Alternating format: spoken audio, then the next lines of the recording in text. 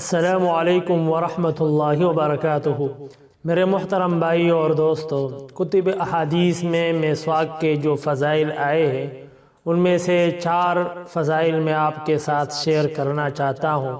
Number 1، حضور صلی اللہ علیہ وآلہ وسلم کا فرمان ہے، لولا ان اشق علی امتی لامرتہم بالسواک عند کل وضو۔ اگر مجھے اپنی امت پر مشقت کا خوف نہ ہوتا تو میں انہیں ہر وضو کے وقت مسواک کرنے کا حکم دیتا۔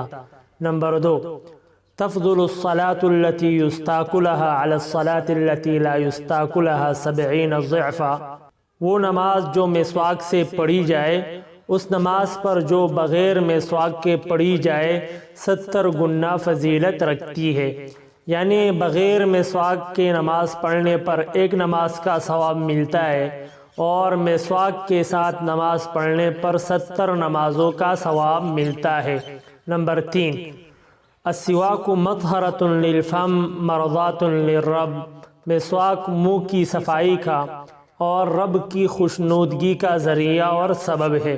نمبر 4، حضور صلی اللہ علیہ وآلہ وسلم کا فرمان ہے کہ حضرت جبریل علیہ السلام جب بھی میرے پاس آتے تو 2 باتوں کی تاکید کرتے تھے، ایک مسواک کی اور دوسرا ہمسایوں کے ساتھ اچھا سلوک کرنے کی۔ اس لیے ہر ساتھی مسواک کا اہتمام کرے، کیونکہ حضور صلی اللہ علیہ وآلہ وسلم کثرت سے مسواک کیا کرتے تھے، حتیٰ کہ حضور صلی اللہ علیہ وآلہ وسلم کا آخری عمل وہ مسواک تھا۔ حضور صلی اللہ علیہ وآلہ وسلم جب دنیا سے رخصت ہو رہے تھے تو اس وقت حضرت عبداللہ بن ابی بکر رضی اللہ تعالیٰ عنہ حضور صلی اللہ علیہ وآلہ وسلم کے پاس تشریف لائے۔ ان کے ہاتھ میں مسواک تھی۔ حضور صلی اللہ علیہ وآلہ وسلم مسواک کی طرف دیکھنے لگے۔ حضرت عائشہ رضی اللہ تعالیٰ عنہ سمجھ گئی کہ حضور صلی اللہ علیہ وآلہ وسلم مسواک کے طالب ہے۔ حضور صلی اللہ علیہ وآلہ وسلم سے پوچھا، آپ مسواک کرنا چاہتے ہیں؟ حضور صلی اللہ علیہ وآلہ وسلم نے فرمایا، ہاں۔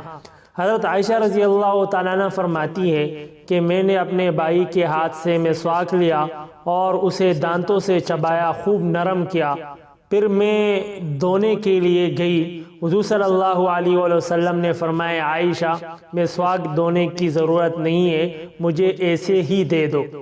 تو حضور صلی اللہ علیہ وآلہ وسلم کا آخری جو عمل تھا وہ مسواک تھا۔ اس لیے ہر ساتھی مسواک کا اہتمام کرے، خصوصاً وضو کے وقت مسواک کو استعمال کر لیا کرے۔ اللہ تعالیٰ ان احادیث پر ہمیں عمل کرنے کی توفیق عطا فرمائے، آمین۔